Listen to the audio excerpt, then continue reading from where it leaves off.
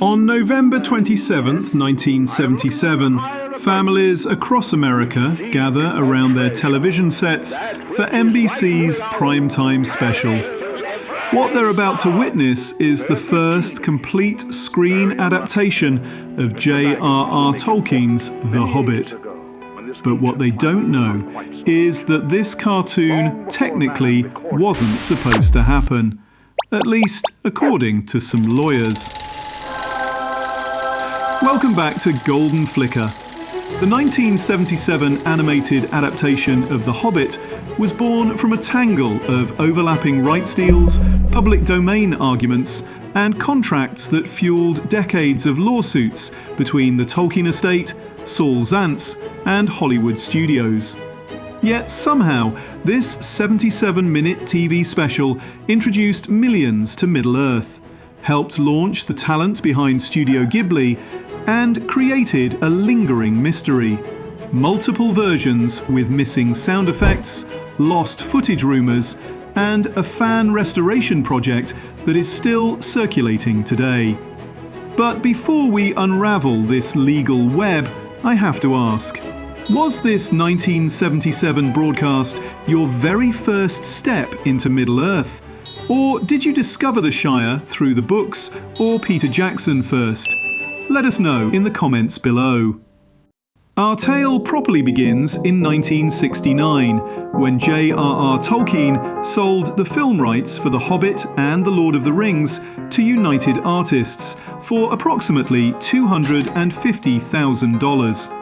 By 1976, those rights had been acquired by Saul Zaentz, who formed Tolkien Enterprises specifically to protect and license the material. But here's where it gets interesting. Arthur Rankin Jr. and Jules Bass, the duo behind beloved holiday specials like Rudolph the Red-Nosed Reindeer, discovered something quite curious. Due to a copyright error in the 1937 first edition, they believed The Hobbit had technically fallen into the public domain in the United States. It was a legal grey area, but Rankin and Bass saw their opportunity. They began development without permission. No licensing deal, no approval from the estate. Just a record-breaking budget for TV animation, roughly $3 million, and a 5-year timeline that reportedly began as early as 1972. Naturally, the Tolkien estate and Zaentz were not pleased. Lawsuits were filed to halt production, yet the gamble paid off. Through a series of settlement agreements, the film became authorized, but strictly for broadcast in the United States and Canada. Rankin later stated in a 2003 interview, "Most of the books were under copyright. We approached the copyright holders and they wouldn't let us touch anything until I pointed out that 2 of them were in the public domain in the United States. And the only other ones we were seeking for the other 2. And they said, no, you can't do that. You can't even use the public domain works. Of course we could. Legally it was right. So we did The Hobbit." While the visual concepts were born in New York under the pen of Lester Abrams, a Rhode Island School of Design graduate whose illustrations for Children's Digest had caught Rankin's eye, the actual magic was forged across the Pacific. The animation was entrusted to Topcraft in Tokyo, Japan. Founded in February 1972 by former Toei animation staff, Topcraft provided a full-service production: storyboards, backgrounds, and character animation. The studio was directed by Toru Hara, with a team of key animators including supervisor Sugiyuki Kubo, Kazuyuki Kobayashi, and Hidemi Kumo. But pay special attention to the backgrounds painted by Minoru Nishida.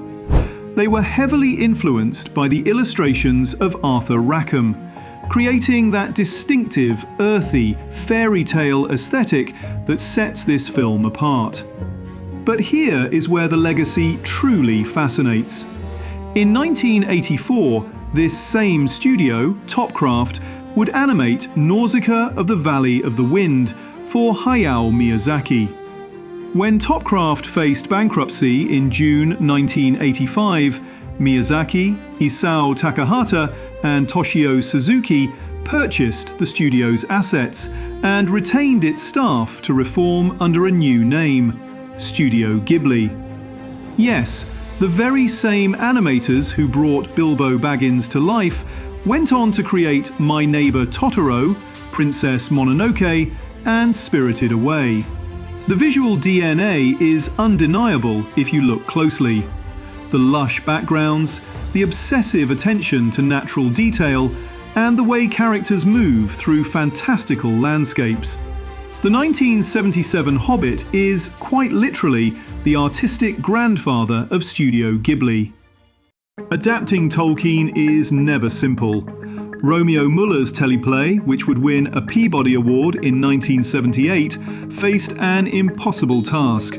Compress a 310-page dense novel into a 90-minute television slot, which meant only 77 minutes of actual storytelling. Arthur Rankin declared he would add nothing to the story that was not in the original, and mostly he kept that promise. However, significant omissions were inevitable. First, the cuts. Beorn, the skin changer, was entirely removed. This decision was reportedly influenced by designer Lester Abrams, who advocated keeping the spider sequence instead. Illustrations of Beorn exist in the 1977 Harry N. Abrams coffee table book, suggesting scenes may have been designed but never animated. Even more striking is the absence of the Arkenstone. The jewel that drives Bilbo's moral conflict with Thorin is completely missing. The film replaces this complex betrayal with a simpler war versus peace message, perhaps fitting the post-Vietnam pacifist tone of 1970s television. The return journey is also cut entirely. No winter at Beorn's house, no recovery of the troll gold, and sadly, no auction at Bag End. Then there are the deviations. The Battle of Five Armies is rushed, clocking in at around 10 minutes. But the real shock for purists is the casualty count. The film states that 7 dwarves died, including Bomba, a direct contradiction of Tolkien's text, where Bomba lives happily ever after. Perhaps the biggest canon violation involves the One Ring. Your story, Bilbo, has the ring of truth. Yes, it rings true. You need say no more.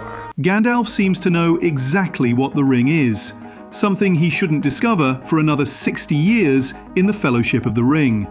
Rankin and Bass likely made this change as a sequel hook, as they were already developing The Return of the King. Realize that this story has not ended, but is only beginning. Finally, we must discuss the sound of the film. The Greatest Adventure, the original song by Maury Laws and Jules Bass, performed by folk artist Glenn Yarbrough, became the film's anthem. Reactions remain polarised between nostalgic perfection and corny 70s cheese, but it sets the tone for a breathless adaptation. Bilbo leaves Bag End after just 10 minutes, compared to Peter Jackson's 40 minutes in An Unexpected Journey. It is a pacing choice that prioritises forward momentum over character depth. Here is where things get weird. If you grew up watching The Hobbit on VHS in the 80s or 90s, you likely heard a different version than what is available on DVD or streaming today.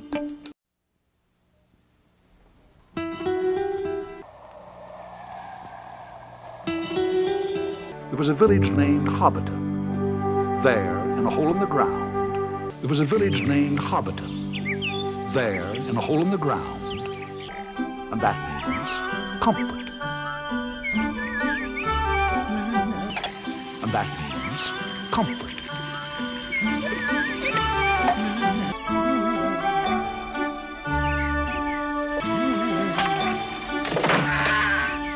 I do love maps. I have quite a collection. I do love maps. I have quite a collection. That two lands you once did. Oh, stop complaining. They don't get snow in the barrels. Oh, You stop complaining. The leading theory is that the primary film master was damaged or lost, forcing Warner Brothers to use a backup reel that sadly lacked the final audio mix. Fans have labelled these modern releases the butchered or lo-fi versions.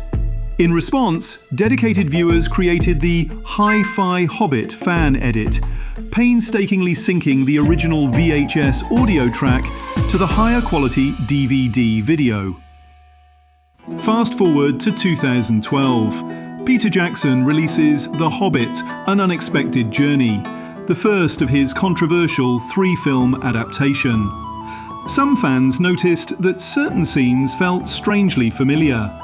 The dwarf songs offer the most obvious parallel.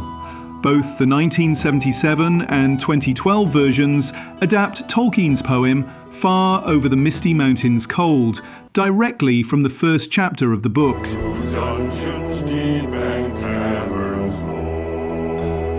Rankin and Bass set it as a jaunty folk march sung by the dwarves at Bag End. Dungeons deep and caverns old.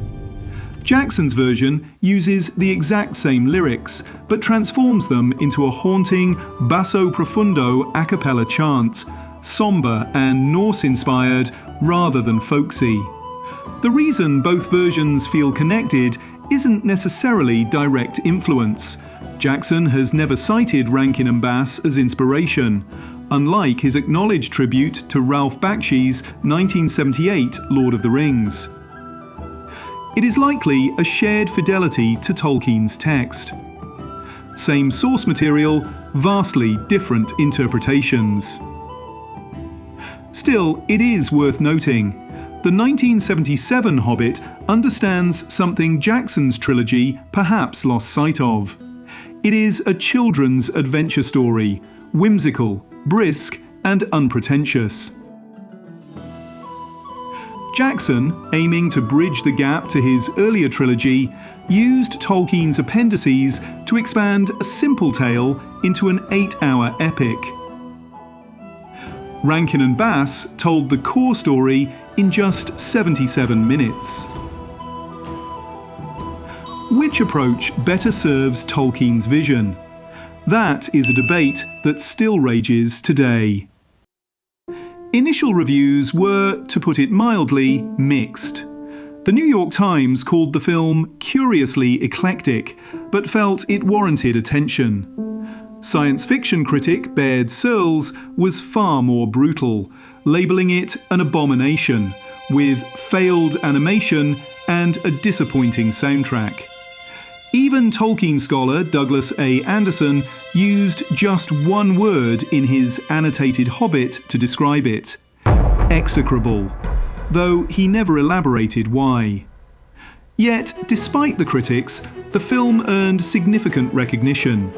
It won a Peabody Award in 1978 for Romeo Muller's teleplay and a Christopher Award for family programming. It was even nominated for a Hugo Award for Best Dramatic Presentation, only losing out to a little film called Star Wars. What critics missed, audiences understood. The Hobbit of 1977 was a gateway into Tolkien. Testimonials are everywhere. I saw when I was about 8 or 9 years old. I was enchanted by the movie, and I credit it with motivating me to read The Hobbit and later The Lord of the Rings, thereby transforming me into a lifelong Tolkien fan.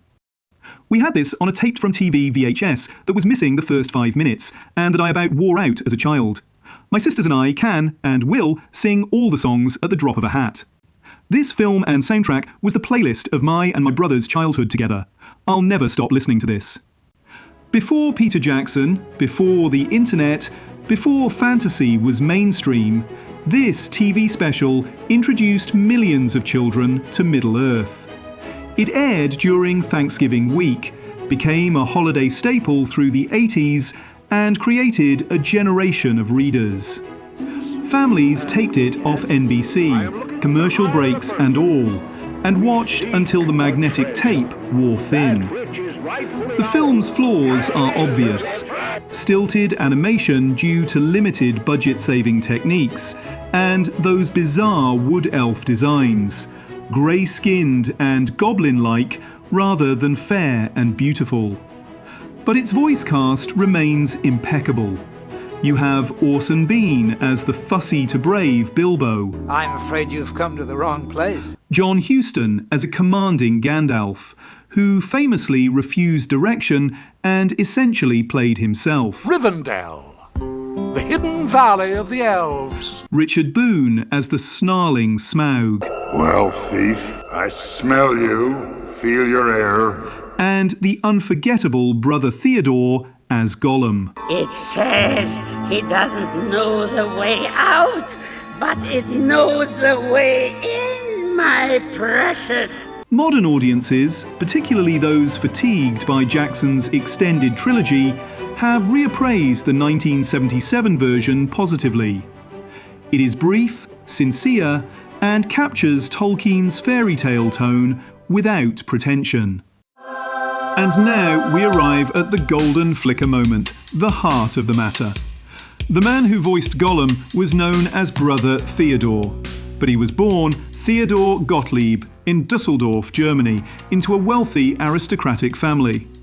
When the Nazis rose to power, that life was obliterated. Theodore was imprisoned in the Dachau concentration camp. He survived, but only after signing over his family's entire fortune to the regime for his release. After the war, he emigrated to America and reinvented himself as a stand-up tragedian, known for dark, nihilistic routines that hovered between comedy and despair. And eventually, this man found himself in a New York recording studio. My precious. Blesses and splashes. Theodore's Gollum is not a cartoon villain, but a wounded soul. It stands alongside Andy Serkis's later portrayal as a distinct yet equally powerful interpretation of Tolkien's most tragic character. One is physical, one is vocal, but both are devastating. Precious remembers. This performance gives the film its genuine heart. Do you agree that this is the golden flicker moment? Which version of Gollum is most memorable for you? Tell us in the comments. If you look at the timeline of animated fantasy, you see The Hobbit in 1977, The Lord of the Rings in 1978, and The Return of the King in 1980. To the casual observer, this looks like a cohesive trilogy, but it is not. Ralph Bakshi's 1978 theatrical film was a rotoscoped, psychedelic experiment that famously ends abruptly in the middle of the narrative, leaving audiences hanging. It was intended to have a sequel to finish the story, but that project was cancelled. The chaotic history of Bakshi's production is a saga all its own, and we have actually already covered it in another video. Seeing the gap left by Bakshi, Rankin and Bass returned in 1980 with their own TV special, The Return of the King. The result is a disjointed, accidental trilogy of conflicting styles and tones that somehow defined fantasy for an entire generation. And that brings us back to The Hobbit. This production was born from a legal gamble, nearly shut down by lawsuits. Yet it worked. It introduced millions to Middle-earth, planted the seeds that would grow into Studio Ghibli. And its 77 minutes tells a children's adventure story with sincerity, brevity, and heart. If you discovered something new today, illuminate our day by clicking like and subscribe to Golden Flicker, so you never miss a story from the annals of cinema history. Which film should we explore next? Let us know in the comments.